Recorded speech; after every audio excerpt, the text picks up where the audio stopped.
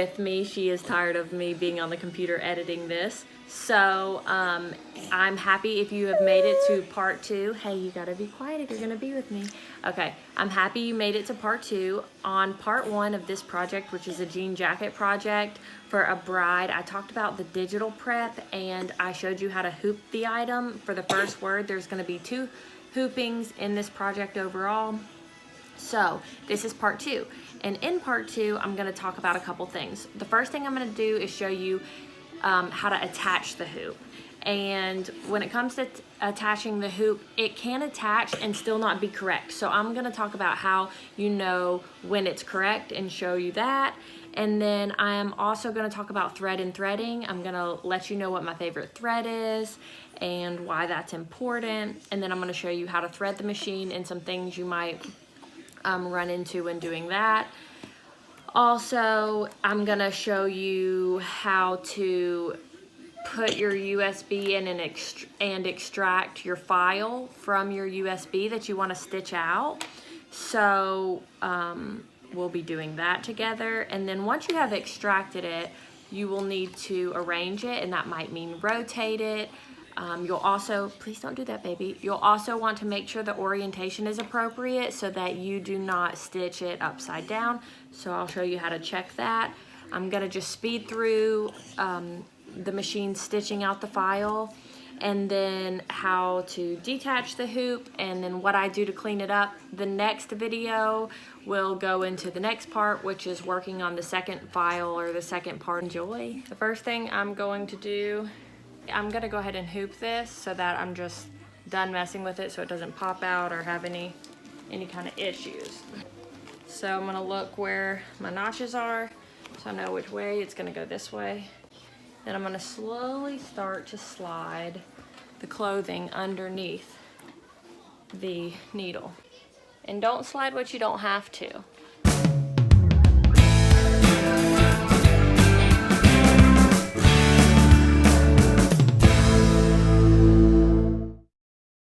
So as you can see, as I'm trying to slide the hoop, it's running in. So there is this little lever, which is already up for the foot, but you can lift it a little higher and it just pulls it just enough for you to slide that under. I continue just picking up and gently sliding all the way under here. And then, once I have it under, I'm gonna lift up this part.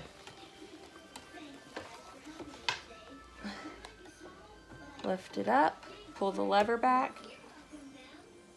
and then kind of wiggle it. Just be very gentle with your arm. Make sure no fabric's underneath that's holding it up from clicking in. There it goes.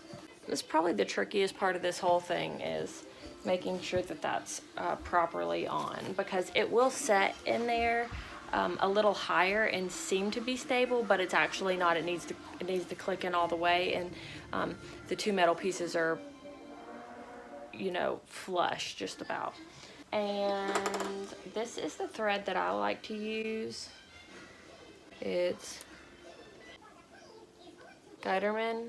I feel like a lot of embroidery colors at places are like standard, just like, you know, if you were to buy crayons and you bought the back box of 10, it would be those 10 just plain colors. There's no variation, and this brand has a lot of variation. They do deals too, like they'll do buy 3 get 1 free. Okay, so when I put it on, this is gonna come over the top, and I'm just gonna put that there,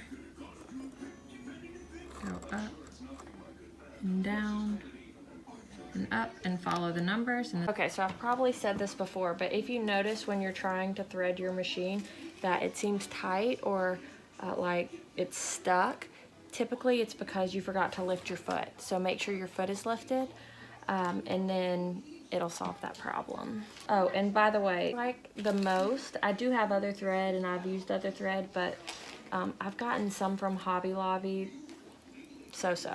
And I actually did have one person that I know tell me that the thread essentially tore up her machine, ended up costing her a lot of money. So you have to be careful about using not good thread. It is something you should be cautious about, especially when you spend so much money on a machine.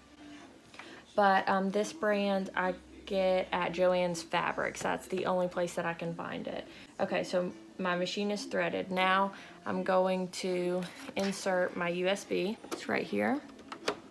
Then here I'm going to hit this and the arrow, missing little, so I'm going to do the little first, then the hit little export button, then I'm going to hit adjust layout. Okay, so it shows that the name is going to be oriented that way. Now, if you look at this is where you really want to be careful. I've made this mistake too. If you look at my piece, the top of the jacket is here. So that means it would be stitching it out upside down. Don't want that. So back to here, I'm going to hit this button to rotate. And I'm just gonna hit 90, but it'll automatically do. Oh. So it does 180. And now it's oriented the other way.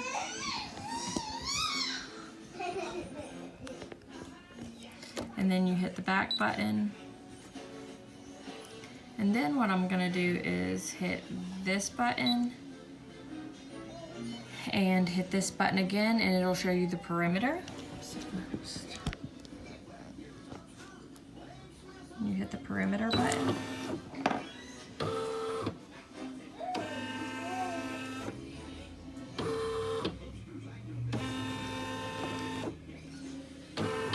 So that's as far as it's gonna go, and then you can decide if you wanna adjust it. If you wanna adjust it, you hit back, and then you use the arrows, and then I always do the perimeter again just to make sure it's exactly where I want it.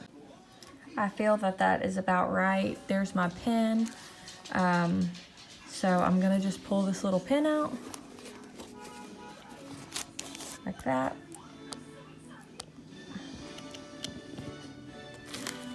And take that out. Some people say you can sew over pins, but I just don't want to run the risk of breaking a needle because it's a pain in the butt. So you do that, you see that it is red, you lay it down to be green, and then back here on your screen, I always like to make sure I'm all the way back to this screen so I can see how many stitches, because say the thread breaks, you can back it up or move it forward, whatever you need to do. If you need to restitch, if it doesn't stop and it's been broken for, you know, a few stitches, you can do that out of this screen and you have a better idea of what stitch it needs to go to. So here we go. Everything's good. I'm just gonna hold this string. I like to hold it. Some people don't, but I do. So I'm going to, and I'm just gonna hit start.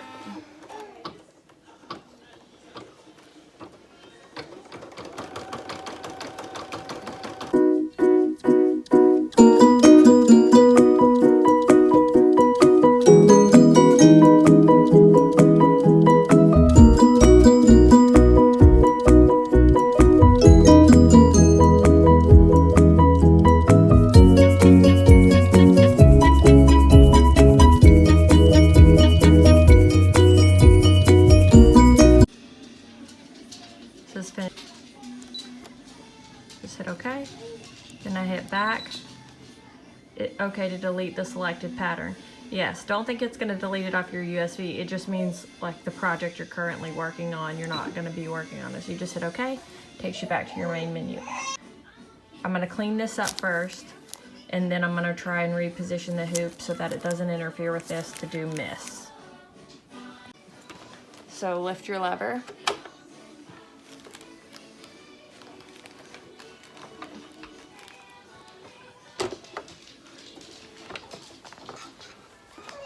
Gently. You don't want your fabric or your item to pull on your arm. So it's really important that you kind of like guide the movement.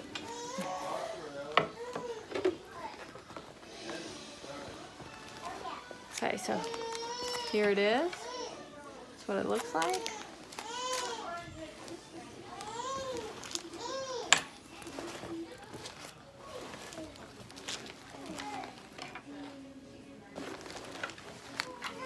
On the back side. gonna just trim. I'm gonna turn it away to loosen. And pop that off.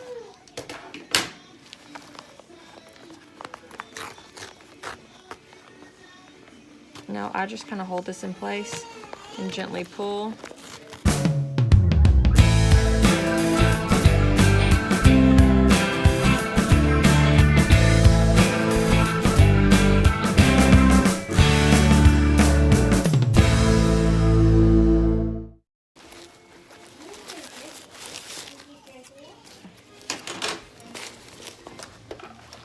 I'm just gonna leave it like this for now. I'll clean the whole thing up, but I got most of it off. And then on the front side,